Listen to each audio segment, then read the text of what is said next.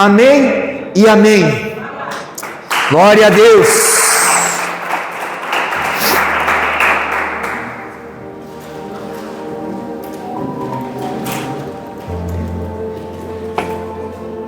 Irmãos, desde que nós fomos gerados, desde que a nossa mãe, ela nos concebeu, nós vivemos e traçamos uma trajetória de vida onde cometemos erros. E quando nós temos um encontro real com o Senhor, nós não podemos mais deixá-los embaixo do tapete. Ou seja, nós precisamos reparar, precisamos consertar esses erros. Porque a nossa história, ela precisa mostrar que o processo de restauração, ele exige confrontar o nosso passado. Pois essa ação, ela mostra uma mudança de atitude. Então, hoje eu e você, nós veremos à luz da palavra exemplos de homens que precisaram tomar essa atitude, uma atitude de realmente se responsabilizar com os erros passados. E eu quero trazer como tema da ministração dessa noite, reparando os erros na caminhada. Gênesis capítulo 25, nós leremos inicialmente do 24 ao 26, hoje eu vou ler numa versão diferente, não como habitual, que estamos domingo após domingo utilizando, que é a NVI. Hoje eu vou utilizar a corrigida fiel, uma versão um pouco diferente. Acharam? Gênesis capítulo 25, do 24 ao 26, diz assim: E cumprindo-se os dias para dar à luz, eis gêmeos no seu ventre. E saiu o primeiro ruivo, e todo como um vestido de pelo. Por isso chamaram o seu nome Esaú. E depois saiu o seu irmão, agarrado sua mão ao calcanhar de Esaú. Por isso se chamou o seu nome Jacó. E era Isaque da idade de 60 anos, quando os gerou.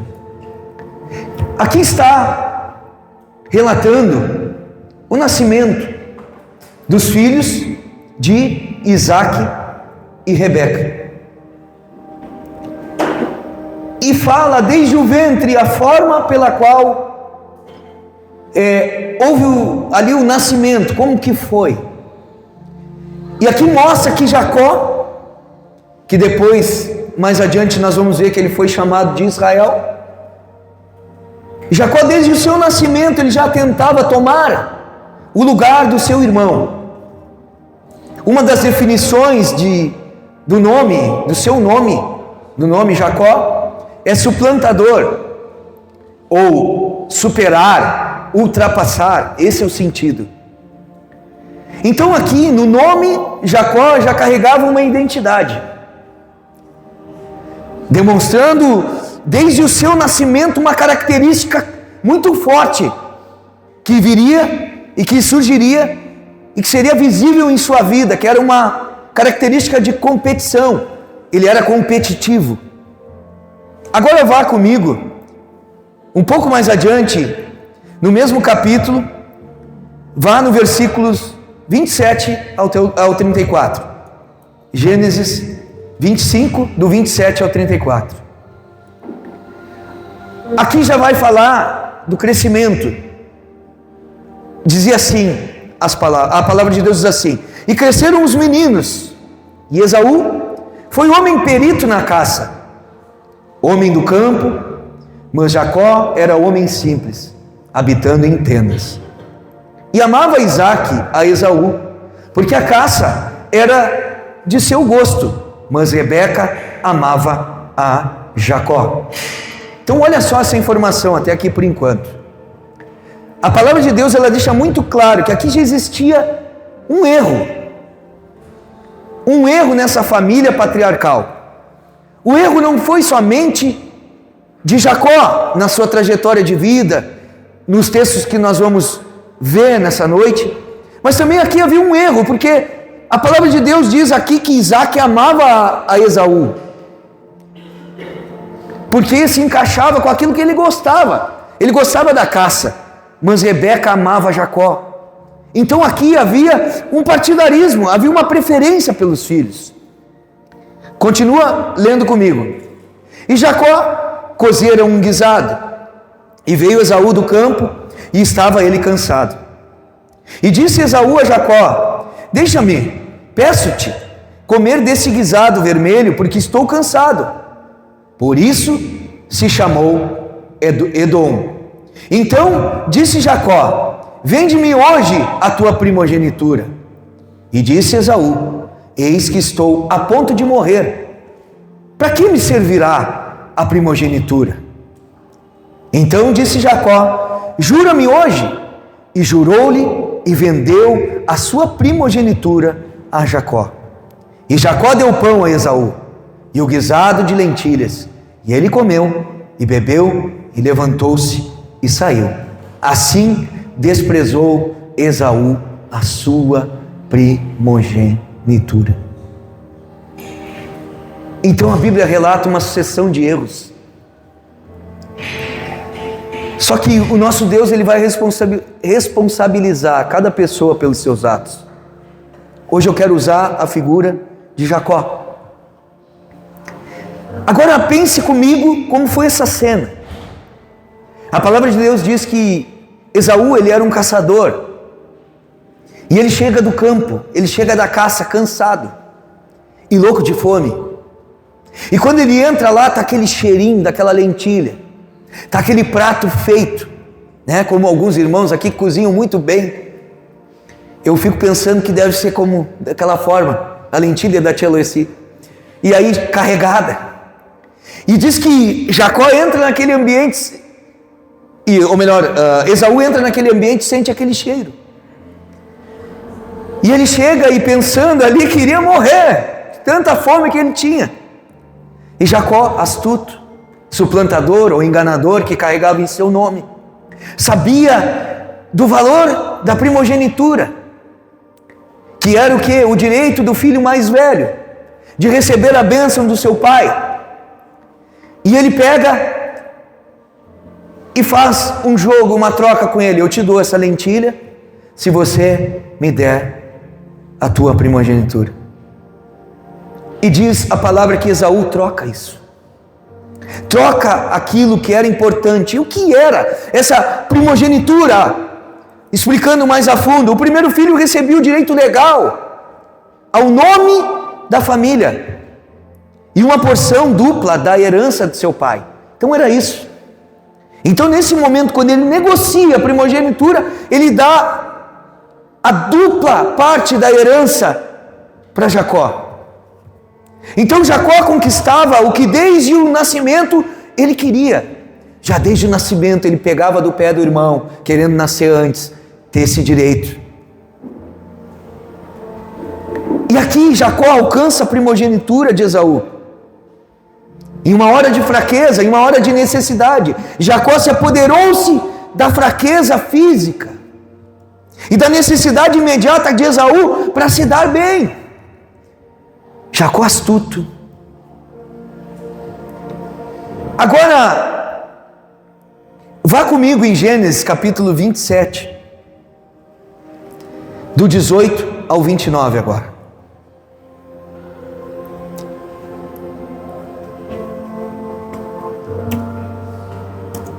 Acharam? 27, do 18 ao 29, diz assim: E ele foi ao seu pai e disse: meu pai. E ele disse: eis-me aqui, quem és tu, meu filho? E Jacó disse a seu pai: eu sou Esaú. Olha só, outra vez Jacó agora se apresenta, ou seja, Rebeca, ela ouve que Jacó pediu para Esaú ir e matar um animal e trazer para ele para fazer um prato. Rebeca ouve aquilo e diz para Jacó: vai lá e prepara um prato para o teu pai, antes do teu irmão voltar. Olha a mãe. A mãe, como nós vimos aqui, diz que ela amava a quem? Aí vai comigo, continua lendo. E Jacó disse a seu pai: eu sou Esaú. Além de Jacó ir lá e caçar um animal, ele também vai e se faz parecer com Esaú. Ele coloca pelos no seu corpo, porque Esaú era peludo, e ele se passa por Esaú, se veste, se transforma como se fosse ele. E aí então Jacó disse a seu pai: eu sou Esaú, teu primogênito. Eu tenho feito como me disseste. Levanta-te agora, assenta-te e come da minha caça, para que a tua alma me abençoe. Mais uma vez ele queria a bênção. Então disse Isaque a seu filho: como é isto? Que tão cedo a achaste, filho meu? Ou seja, a recém ele tinha falado e já estava com aquele prato, já estava com tudo ali rapidamente. Isaque desconfia. E ele disse: porque o Senhor teu Deus a mandou a meu encontro. Olha só. Jacó ainda diz assim: olha, foi Deus que preparou ali o animal rapidamente, ali foi tudo, foi Deus. E disse Isaque a Jacó: chega-te agora, para que te apalpe, meu filho, se és meu filho Esaú mesmo ou não. Então se chegou Jacó a Isaque, seu pai, que o apalpou e disse: a voz é a voz de Jacó. Porém as mãos são as mãos de Esaú, porque ele tinha colocado os pelos para se parecer com o irmão, mas a voz era dele. O pai desconfia. Só que diz a palavra na sequência que não o conheceu, porquanto as suas mãos estavam cabeludas, como as mãos de Esaú, seu irmão, e o abençoou. E disse: és tu, meu filho Esaú mesmo? Pergunta outra vez. E ele disse: eu sou. Então disse: faze chegar isso perto de mim, para que coma da caça do meu filho, para que a minha alma te abençoe. E chegou-lhe e comeu. Trouxe-lhe também vinho e bebeu. E disse-lhe Isaque, seu pai: ora, chega-te e beija-me, filho meu. E chegou-se, o beijou, então, sentindo o cheiro das suas vestes, abençoou-o e disse: eis que o cheiro do meu filho é como o cheiro do campo que o Senhor abençoou. Assim, pois, te dê Deus do orvalho dos céus e das gorduras da terra, e abundância de trigo e de mosto. Sirvam-te povos e nações se encurvem a ti. Sê senhor de teus irmãos, e os filhos da tua mãe se encurvem a ti. Malditos sejam os que te amaldiçoarem, e benditos sejam os que te abençoarem. Essa foi a oração feita por Isaque para Jacó. Agora Jacó aqui rouba a bênção de Esaú, agora com o apoio da mãe, usando a mentira, o disfarce e também a enganação. Jacó rouba o que pertencia ao seu irmão.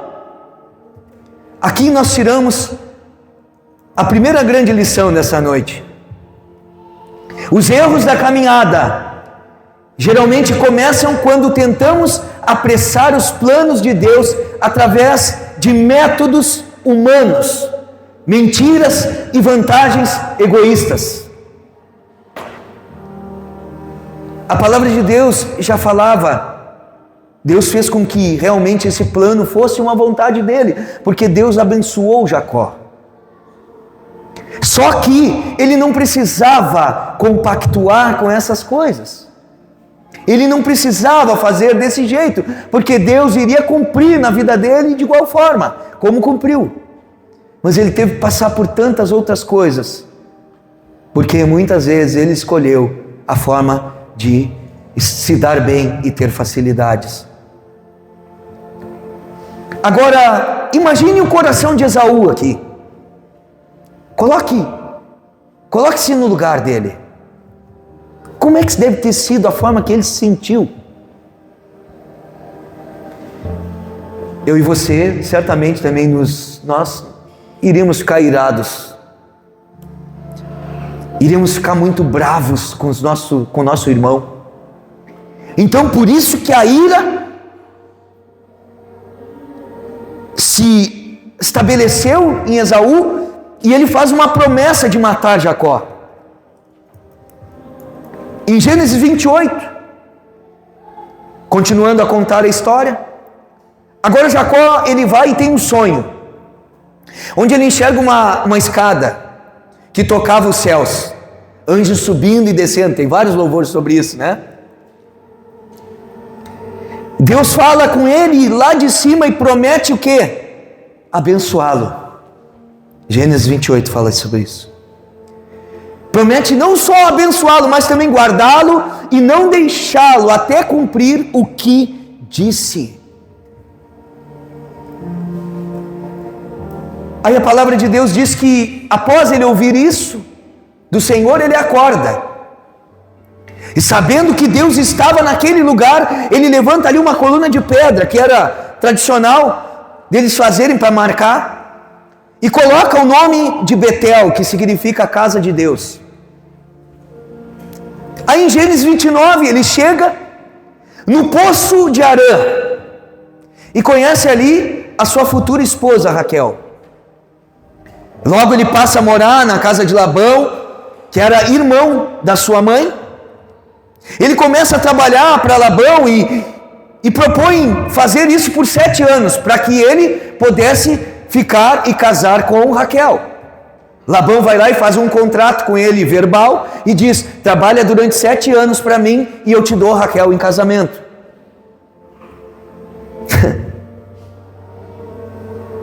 Labão aceita, Jacó também, tá tudo certo, é isso aí, vamos fazer isso. Só que chegam 7 anos, e no dia de entregar Raquel para Jacó, ele entrega Leia, a outra filha. No outro dia, ele percebe que havia sido enganado, porque ele entregou de noite. Ela chega, ele está deitado, ela vem e se deita com ele. No outro dia ele acorda e vê: opa, não era, fui enganado. Labão diz para ele que ele estava cumprindo a tradição, porque a tradição primeiro ela rezava em entregar a filha mais velha antes da mais nova. O pai precisava casar a primogênita primeiramente. Esse pai entendia também do valor da primogenitura. Jacó trabalha então mais 7 anos, Guilherme. Aí sim Labão entrega a Raquel para ele. Aí ele ainda fica mais 7 anos trabalhando para Labão depois disso. Até que um dia Deus fala com ele. Gênesis 31:3. Olha só que lindo. Eu vou entrar na aplicação de forma mais profunda daqui a pouco, mas para isso você precisa entender aonde eu quero chegar. Gênesis 31:3 diz: e disse o Senhor a Jacó: torna-te à terra dos teus pais, ou seja, volta para lá, para a tua parentela, e eu serei contigo. Deus fala com Jacó e diz para ele voltar, e aqui eu e você temos uma grande lição, outra. Reparar erros exige coragem para voltar ao lugar de onde nós fugimos, de onde nós envergonhamos o Senhor, de onde nós defraudamos ou prejudicamos pessoas. Vira para o teu vizinho e diz para ele assim: pois não há cura. Diga com voz de profeta para a vida dele: pois não há cura real, sem voltar e confrontar o passado. Isso não é espiritual, irmãos, isso é só didático. É estranho falar isso? Isso é só para memorizar, não tem nada espiritual. É só para mim e para ti lembrarmos de que muitas vezes, para haver cura na nossa vida, uma cura real, nós precisamos voltar e confrontar o passado. Quantos de nós, ao converterem-se, ao entregarem a sua vida para Jesus, chegam no momento e dizem: não, Jesus perdoou tudo que foi feito. Sim, Ele perdoou. Mas e as pessoas que você defraudou, que você precisa agora mostrar que você é um homem e uma mulher de Deus? É muito fácil. Quantos e quantos na caminhada que, lá pelas tantas, Jesus encontra eles. E aí eles vão, se convertem e dizem: agora tá tudo bem, tá com aquela alegria. Mas defraudaram pessoas, ficaram devendo para todo mundo. Mataram pessoas com palavras, ofenderam, mataram a reputação de muitos. E não fazem mais nada, seguem essa caminhada. Deus perdoa, mas eu e você precisamos reparar aquilo que nós causamos.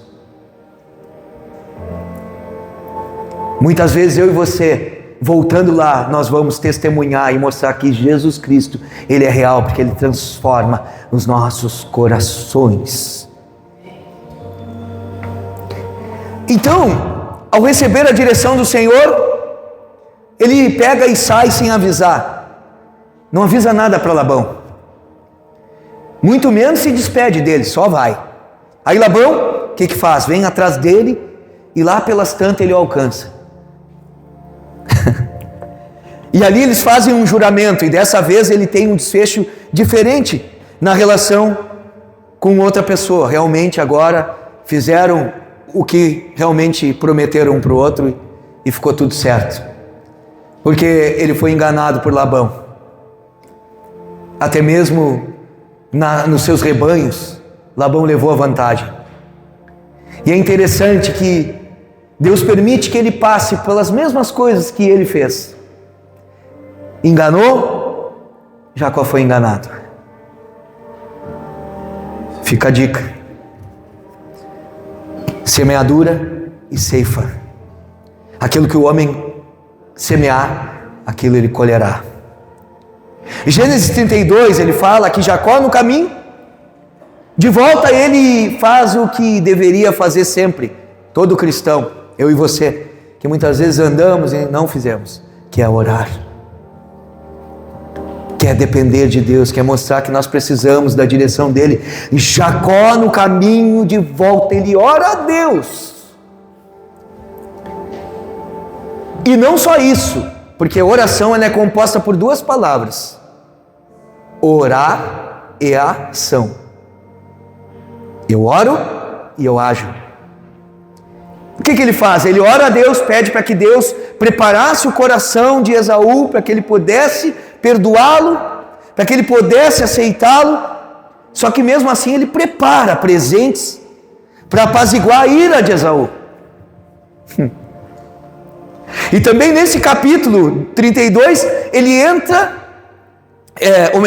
um fator determinante na vida de Jacó. Ele tem um encontro real com Deus. Agora olha comigo Gênesis 32, do 22 ao 31. Nós vamos ler bastante Bíblia nessa noite. Bastante versículos. Se você não leu a semana, hoje é o dia. Deveria ter lido, viu? Gênesis 32, do 22 ao 31 diz assim: e levantou-se aquela mesma noite e tomou as suas duas mulheres. Está falando de Jacó. E as suas duas servas e os seus 11 filhos, olha só, e passou o val de Jaboque, e tomou e fê-los passar o ribeiro, e fez passar tudo o que tinha. Jacó, porém, ficou só, e lutou com ele um homem, até que a alva subiu. E vendo este que não prevalecia contra ele, tocou a juntura da sua coxa, e se deslocou a juntura da coxa de Jacó, lutando com ele. E disse: deixe-me ir, porque já a alva subiu. Porém ele disse: não te deixarei ir, se não me abençoares. E disse-lhe: qual é o teu nome? E ele disse: Jacó. Então disse: não te chamarás mais Jacó, mas Israel, pois como príncipe lutaste com Deus e com os homens e prevaleceste. E Jacó lhe perguntou e disse: dá-me, peço-te, a saber o teu nome. e disse: por que perguntas pelo meu nome? E abençoou-o ali. E chamou Jacó o nome daquele lugar Peniel, porque dizia: tenho visto a Deus face a face, e a minha alma foi salva. E saiu-lhe o sol, quando passou a Peniel, e manquejava da sua coxa. Olha só. Olha só. Olha que interessante, que Jacó aqui ele cita o que o próprio Deus disse. Gênesis capítulo 28, versos 15, pode abrir aí para te ver. Deus chega e diz para ele: não te deixarei ir, sem antes eu te abençoar. Ou seja, Jacó, tipo assim, eu vou lembrar Deus agora do que ele prometeu. Quantas vezes a gente faz o mesmo, né? A gente acha que Deus se esquece, irmãos. Eu e você esquecemos, mas Deus não. E ele lembra, porque esse era o propósito de Deus. Deus iria cumprir, ia transformar a vida de Jacó. Então, mais uma lição aqui nesse texto. Antes de nos reconciliarmos, preste atenção nisso, com as pessoas. Se você tem pessoas para voltar lá atrás e reparar erros, antes disso, antes de você ir lá se reconciliar com essas pessoas, eu e você precisamos consertar com Deus. A restauração ela exige que eu e você reconheçamos quem somos, para nós ganharmos uma nova identidade. Quantas pessoas já vieram e falaram para mim: ah, pastor, agora eu vou mudar. Primeiro te reconcilia com Deus. Primeiro te arrepende diante de Deus, muda os teus atos. E depois tu vai e te reconcilia com as pessoas. Quantas pessoas erraram na caminhada, defraudaram, prejudicaram irmãos e pediram oportunidade de pedir realmente perdão diante da igreja sem antes se reconciliar com Deus? Não, primeiro com Deus. Primeiro te reconcilia com Deus, primeiro restaura o teu testemunho e depois tu restaura com as pessoas. Versículo 30 diz que Jacó saiu mancando. A juntura da coxa é aqui. A forma de caminhar de Jacó foi mudada. Aqui então aconteceu um divisor de águas na vida de Jacó. O que significa isso então? Agora, a partir de agora, ele vai lutar de forma correta. E ele começou já ali naquele momento: enquanto tu não me tocares, Deus, enquanto tu não mudares, eu não vou te largar. Ali Jacó, ele provou que ele podia perseverar, que ele podia vencer. E quantos de nós muitas vezes precisam ter uma posição como essa? Se agarrar em Deus, não de forma física, irmãos, mas está entendendo, né? Se agarrar em Deus e dizer assim: Deus, eu não saio daqui. Eu não vou sair aqui desse momento de oração, eu não vou deixar de te buscar, eu não vou deixar enquanto eu não for transformado por ti, enquanto o Senhor não tocar o meu coração, mudar minha identidade. Ele lutou agora de forma correta, provou que perseverar e vencer é possível sem trapacear. Ah, irmãos, quando Deus nos marca,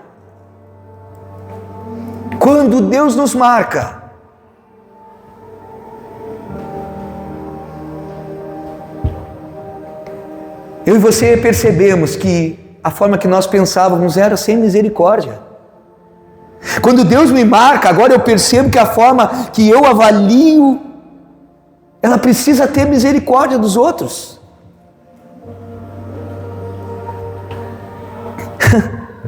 Quando Deus me marca, eu aprendo que muitas vezes eu e você, nós buscávamos aparentar algo que eu e você não somos.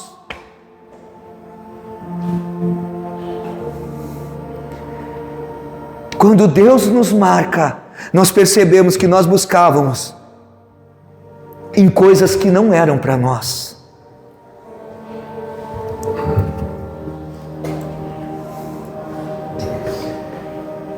Aí a Bíblia fala que passados cerca de 21 anos, aí Jacó volta para consertar os erros.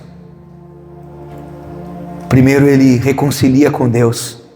Primeiro ele é marcado com Deus. Ei, deixa eu te falar uma coisa, Deus precisa formar uma nova identidade em você.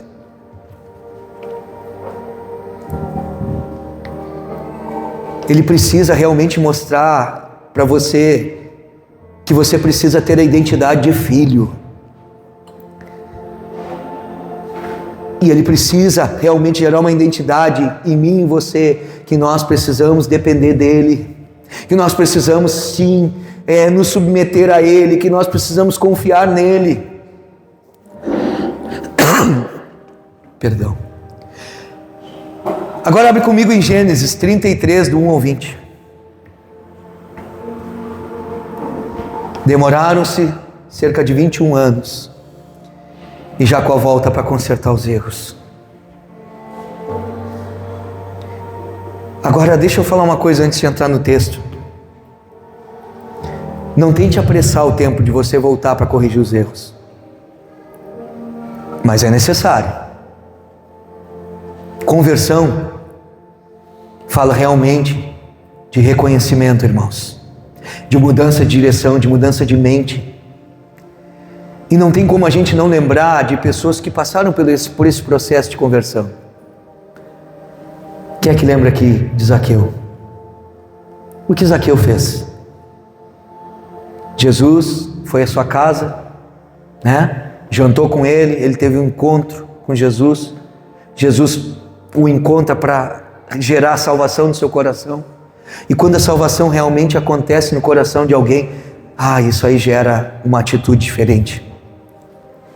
E diz que Zaqueu vai atrás das pessoas que ele defraudou. Até 4 vezes mais ele restitui. E aí é interessante que a igreja brasileira, ela gosta de música.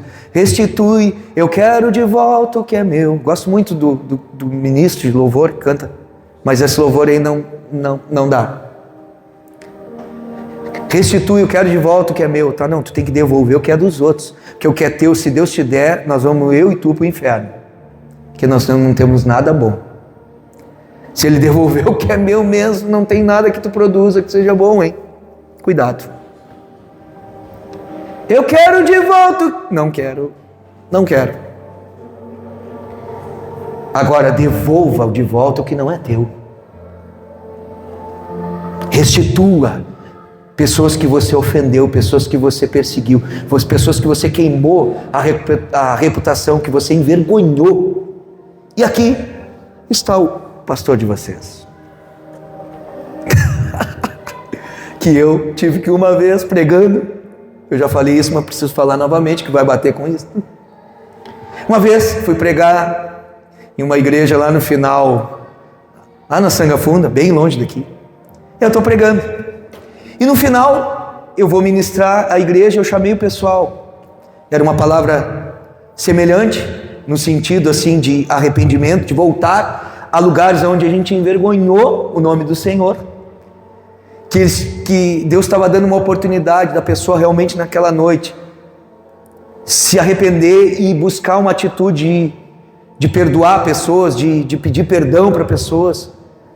E naquele momento que eu estava liberando a palavra sobre a igreja, o Espírito Santo falou para mim assim, na hora: e tu vai ter que voltar lá naquela casa que tu me envergonhou. Toma. Com os 2 pés nos peitos. Estou brincando, né? É uma expressão, mas foi de uma forma forte. Tu vai ter que voltar lá onde tu me envergonhou, porque agora eu quero que tu me exalte lá. E aí, quem tem ouvidos para ouvir, ouça o que o Senhor diz. Eu e minha esposa fomos lá, chegamos na frente do lugar para pedir perdão para os nossos 2 pastores, primeiros pastores. Paramos na frente da casa, o pastor estava na casa, e ele viu que nós estávamos e ele não iria abrir a porta. E a gente ficou esperando, daqui a pouco nós já estávamos pensando em ir embora, batemos na porta, nada. Daqui a pouco chega o carro da pastora. Quando ela chega, nós descemos do carro e conseguimos ir para aquele momento. Chegamos lá dentro, pedimos perdão, E aí demos nome naquilo que a gente tinha feito. Pedimos perdão porque nós falamos mal deles, porque nós falamos mal do ministério. Pedimos perdão porque nós botamos as pessoas contra eles, que nós fizemos campanha para realmente esvaziar aquele lugar. É fácil? É fácil, eu te pergunto? Não é. E aí quando a gente chegou no carro, irmãos, a gente conversou e veio uma coisa na nossa mente. E dizia assim: não valeu a pena vocês terem vindo aqui. Vocês pediram perdão, se humilharam e eles não reconheceram nada do que eles erraram. Está claro que essa voz não era do Espírito Santo. Essa era uma instrução maligna para que a gente realmente saísse dali entristecido e achando que não deveria ter feito aquilo. Mas o Espírito Santo bradou no nosso coração e mostrou: é isso que eu esperava. No lugar onde vocês me envergonharam, agora eu fui exaltado, porque eu toquei no coração de vocês. Vocês têm uma nova identidade. Uma nova identidade. Ei, deixa eu falar uma coisa para ti. Quem é o teu Senhor? Quem é o teu Deus? Quem são as pessoas que Deus está te lembrando agora aí? Quem são as pessoas que você vai precisar? E talvez você, nessa caminhada cristã, você nunca ouviu uma palavra que dissesse que você vai ter que voltar para reparar. Só que eu creio que essa palavra foi Deus que colocou no meu coração para trazer para ti e para mim nessa noite. Quem são elas? Deus perdoou, mas eu e você precisamos ir lá, verbalizar um pedido de perdão para algumas pessoas. Aí eu quero continuar em Gênesis 33, do 1 ao 20. E levantou-se Jacó os seus olhos e olhou, e eis que vinha Esaú, e 400 homens com ele. Então repartiu os filhos entre Lia e Raquel e as duas servas. E pôs as servas e seus filhos na frente, e a Lia e seus filhos atrás, porém a Raquel e José os derradeiros. E ele mesmo passou adiante deles e inclinou-se à terra 7 vezes. Olha só, 7 vezes ele se prostra, até que chegou ao seu irmão. Então Esaú correu-lhe ao encontro e abraçou-o, oh glória, e lançou-se sobre seu pescoço, beijou-o e choraram. Depois levantou os seus olhos e viu as mulheres e os meninos e disse: quem são estes contigo? E ele disse: os filhos que Deus graciosamente tem dado a teu servo. Então chegaram as servas, elas e os seus filhos, e inclinaram-se. E chegou também Lia com seus filhos, e inclinaram-se. E depois chegou José e Raquel, e inclinaram-se. E disse Esaú: de que te serve todo este bando que tenho encontrado? E ele disse: para achar graça aos teus olhos, meu senhor. Mas Esaú disse: eu tenho bastante, meu irmão, seja para ti o que tens. Então disse a Jacó: não, se agora tenho achado graça em teus olhos, peço-te que tomes o meu presente da minha mão, porquanto tenho visto o teu rosto, como se tivesse visto o rosto de Deus, e tomaste contentamento em mim. Toma, peço-te a minha bênção, que te foi trazida, porque Deus graciosamente me tem dado, e porque tenho de tudo, e estou com ele até que a tomou. E disse: caminhemos e andemos, e eu partirei adiante de ti. Porém ele lhe disse: meu senhor sabe que esses filhos são tenros, e que tenho comigo ovelhas e vacas de leite. Se as afadigarem somente um dia, todo o rebanho morrerá. Ora, passe o meu senhor adiante do seu servo, e eu irei como guia pouco a pouco, conforme ao passo do gado que vai adiante de mim, e conforme ao passo dos meninos, até que chegue a meu senhor em Seir. E Esaú disse: permite então que eu deixe contigo alguns da minha gente. E ele disse: para que isso? Para que isso? Basta que ache graça aos olhos do meu senhor. Assim voltou Esaú aquele dia pelo seu caminho a Seir. Jacó, porém, partiu para Sucote e edificou para si uma casa. e fez-se cabanas para o seu gado, por isso chamou aquele lugar Sucote. E chegou Jacó salvo a Salém, cidade de Siquém, que está na terra de Canaã, quando vinha de Padarã, e armou a sua tenda diante da cidade, e comprou uma parte do campo em que estendera a sua tenda, da mão dos filhos de Hamor, pai de Siquém, por 100 peças de dinheiro. E levantou ali um altar, e chamou-lhe Deus, o Deus de Israel. Olha só que lindo isso. Note que nesse texto, a postura de Jacó já estava muito diferente. Como é que ele lidava com o irmão dele lá, tentando trapacear e olhando para o irmão dele como um nada? Agora ele se refere, quando chega e se refere ao seu irmão, ele diz: o teu servo. Se coloca na posição de servo, diferentemente. Quando ele saiu de lá fugido de Esaú, havia amadurecido, a conversão foi gradual na sua vida, ao ponto de prostrar diante de seu irmão por 7 vezes, como diz a Bíblia. O que precisa para você, irmão? Será que você e eu temos capacidade de muitas vezes nos humilhar? Será que eu e você temos capacidade muitas vezes de reconhecer diante de uma pessoa que muitas vezes nós manchamos, que nós erramos com ela? Isso é a prova principal de uma conversão. Ah, mas fez para mim. Mas igual, irmãos, eu e você fizemos tanto para Jesus, e Ele nos perdoou. Contra Ele fizemos tanto. 7 vezes Ele declara que Ele era o seu servo. Jacó aprendeu a se humilhar, irmãos, reconhecendo seus erros, que causaram toda a ira e o desejo que Esaú tinha de matá-lo. Deixa eu embasar com um texto aqui para ti. A igreja brasileira canta, né? E diz, né? Ah, que os humilhados serão exaltados. E aí vai e começa a dizer isso. Só que não diz bem assim. A palavra de Deus diz que os que se humilham, ou seja, é uma atitude minha, não é de alguém contra mim. É uma atitude minha de reconhecer, de me humilhar. Esses são exaltados. Essa é a postura que se espera de um filho de Deus. E foi isso que ele fez. Ele se submeteu, ele se humilhou. Ele reconheceu que os seus erros causaram toda aquela ira, todo aquele desejo de Esaú de matá-lo. Preste atenção nisso. A verdadeira conversão, ela gera atitudes práticas de humildade. Não só isso, também de restituição e de paz. O enganador agora serve ao irmão que antes prejudicara. Agora, aquelas pessoas que muitas vezes passaram na nossa vida e que nós injustiçamos elas, que nós fizemos mal contra elas, agora eu e você, quando nós nos convertemos, a nossa atitude prática é de humildade, de que agora não só de restituir o que nós fizemos, mas também de ter paz com elas e de servi-las.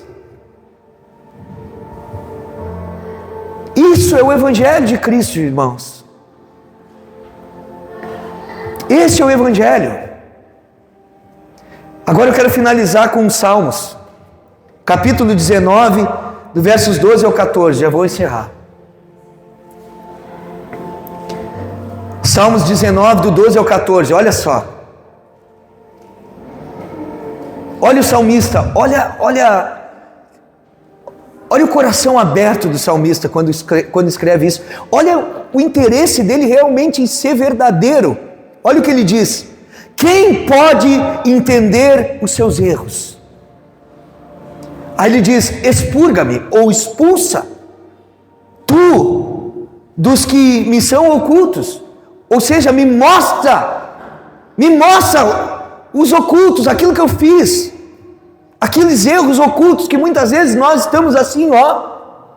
E aí entra aquela passagem que diz: aquele que quer tirar uma trave do olho do seu irmão, mas não, que enxerga um cisco do olho do seu irmão, mas não tira a trave, não enxerga a trave que está no seu olho. Muitas vezes nós somos assim. Essa nova identidade em Cristo, ela precisa me fazer primeiro olhar para mim. Por isso que nos grupos, irmãos, Muitas vezes eu sempre falo, por quantas e quantas vezes eu digo, nós somos assim, irmãos. Porque sempre a gente tem a mania de trazer e dizer, tem pessoas que são assim, os outros são assim, as pessoas são desse jeito, os não querem. Não, é nós, gente. Somos nós. As mazelas, quem tem, somos nós. Por isso que a palavra da semana passada diz que a Bíblia é espelho. Ela reflete quem eu sou. Eu preciso olhar para mim e me enxergar. Eu preciso chegar diante de Deus e dizer que eu sou um potencial traidor. Você também é. Por vezes nós nos vestimos de uma religiosidade que somos incapazes de sustentar. É só pela graça de Deus. É só pela misericórdia, pelo favor dEle. Eu nunca irei merecer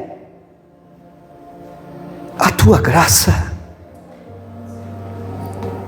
Só que entenda que para nós foi de graça, mas para Ele custou tudo. Aí Ele diz, expurga-me dos que me são ocultos. Agora olha outro versículo. Também da soberba, guarda o teu servo, me guarda da soberba, para que não se assenhoreie de mim, ou seja, para que a soberba não seja senhor da minha vida. Que loucura, cara. Vai ter sinceridade assim em orar, é isso que nós precisamos. É isso que eu e você precisamos colocar, irmãos, diante de Deus, dizer assim, eu tenho vontades que não te agradam, eu tenho desejos, eu sou um potencial para fazer as coisas erradas, Senhor, tenha misericórdia, me livra da soberba de achar que eu sou alguém, me livra, me mostra os meus erros para que eu enxergue. Aí ele diz, para que não se assenhoreie de mim. Aí ele diz, então serei sincero e ficarei limpo da grande transgressão. Sejam agradáveis as palavras da minha boca e a meditação do meu coração perante a tua face, Senhor, rocha minha e redentor meu. Cara, é isso, cara. Que eu e tu viemos rasgar o nosso coração diante de Deus, ser verdadeiro como esse salmista. O salmista, ele destaca a importância de Deus mostrar os seus erros que ele não enxergava. Eu costumo usar um exemplo muito fácil para quem dirige aqui, ou quem já dirigiu um carro. Quando você está dirigindo um carro, você tem o retrovisor, você tem os dois espelhos pelo lado de fora, mas existe, mesmo assim, pontos cegos que a gente não enxerga. É assim ou não? Estou falando alguma coisa que não é? A coluna desse lado, a coluna do outro lado, muitas vezes é um ponto cego. Muitas vezes lá atrás, o motoqueiro, em lugares que ele se coloca atrás do carro, a gente não enxerga ele. E é isso que esse salmista está mostrando, dizendo, Deus, assim como no carro, eu não enxergo, tem pontos cegos, eu tenho pontos cegos na minha vida, que eu não enxergo os meus defeitos. E Deus vai usar, sabe quem? A palavra e muitas vezes os irmãos para abrir os teus olhos, para abrir os meus olhos. Só que muitas vezes nós somos bons de argumento e ruins de arrependimento. Nós gostamos sempre de culpar os outros, de acharmos que somos injustiçados.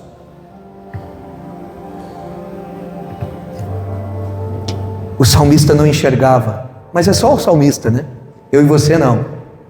A gente não tem erro. Como aconteceu com Jacó, que seguia a sua vida. Assim é cada um de nós, até um momento em que Deus, Ele traz luz e entendimento a Ele, que o Senhor venha trazer luz e entendimento a cada um de nós essa noite. Eu não estou falando de salvação, não estou falando disso, mas não adianta, irmãos.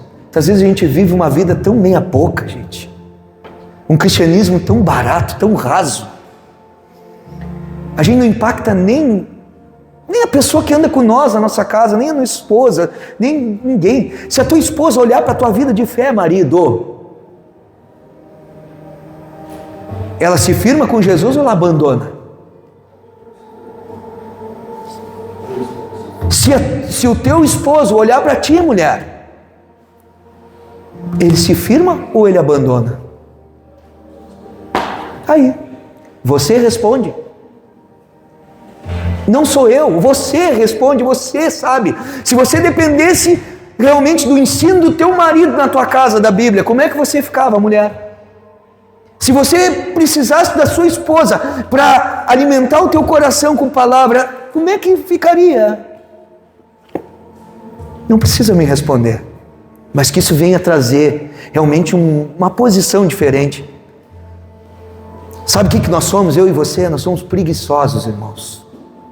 Nós somos preguiçosos, preguiça espiritual.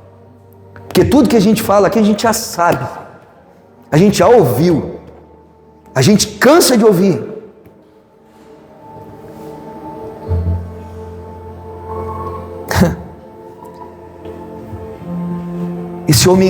Esse salmista, ele pede para guardá-lo da soberba e assim reconhecer e mudar. Pede também para Deus que suas palavras e o que ele pensa no seu coração fossem agradáveis a Deus. O que tu pensa no teu coração, o que eu penso, irmãos? Meu Deus. Por isso que não há como ser salvo pelos nossos méritos, irmãos. O que eu oro nessa noite é para que você tenha o teu Peniel, tenha o teu lugar de encontro com Deus, tenha o teu Betel, que é a casa de Deus, onde ali Jacó teve aquele encontro com Deus e também colocou nomes. Que você tenha isso na tua casa, que você tenha isso no teu dia a dia, seja no teu carro, quando você está andando, seja na tua casa, mas tem um momento que você para, tem um momento que você separa para orar, tem um momento que você realmente abre o coração para Ele. Somente uma pessoa marcada por Deus pode fazer isso, que é humilhar-se, que é reconhecer os danos que foram causados e mudar. Aprendemos outra lição com esse salmo. Manter a caminhada reta após reparar os erros exige vigilância constante e dependência da graça de Deus para manter o coração puro. Não adianta ser só hoje. É isso que esse salmista está falando, é vigilância, é constância, é cada dia. Porque hoje nós podemos estar muito bem, decididos sair daqui, chegar amanhã, está cheio de Deus, e eu estou decidido, vai para a oração, ora, realmente reconhece, e a terça, e a quarta, e a quinta, e a sexta. Temos uma semana pela frente, até chegarmos domingo novamente aqui, e que a nossa posição seja outra.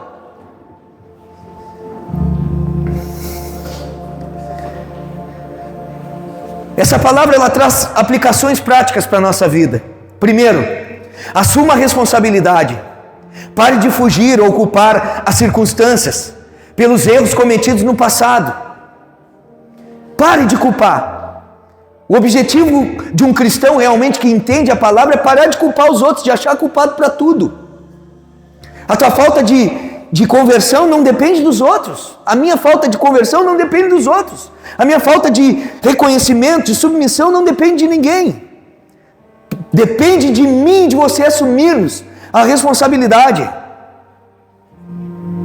Segundo, busque a transformação interna. Permita que Deus mude seu caráter. Não só o nome. Jacó teve no nome a mudança de caráter.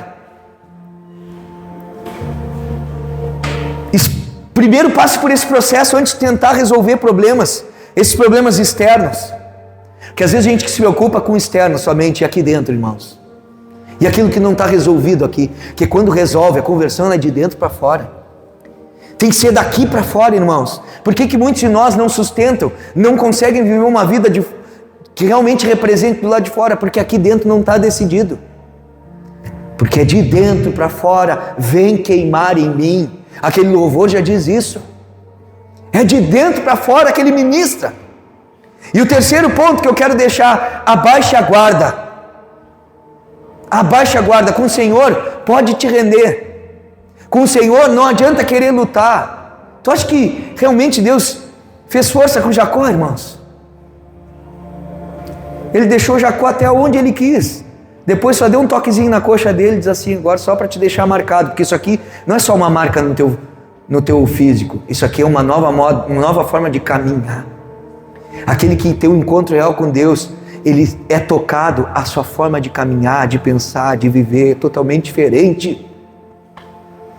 Então a baixa guarda, a reconciliação exige humildade sincera, que foi o curvar-se de Jacó. E isso fez também com que ele tivesse o desprendimento material.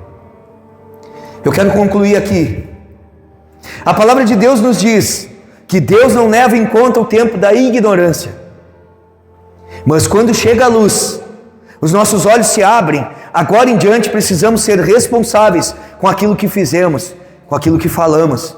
Precisamos reparar os nossos erros, que muitas vezes podem ter circunstâncias terríveis com aqueles que ofendemos, com aqueles que perseguimos, ou até mesmo com aqueles que manchamos a sua reputação.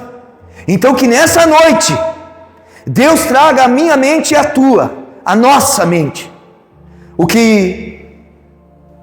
e do nossos corações as situações que eu e você precisamos consertar, pois ainda há tempo, e só assim a nossa vida avança, pois não podemos carregar esse peso da ofensa, da falta de perdão. Precisamos hoje que essa palavra, que ela marque a nossa vida, como marcou Jacó, e mudou a sua identidade, e essa é a maneira de pensar, de agir, de falar e de viver. Essa é a palavra que o Senhor colocou no meu coração. Vamos ficar de pé.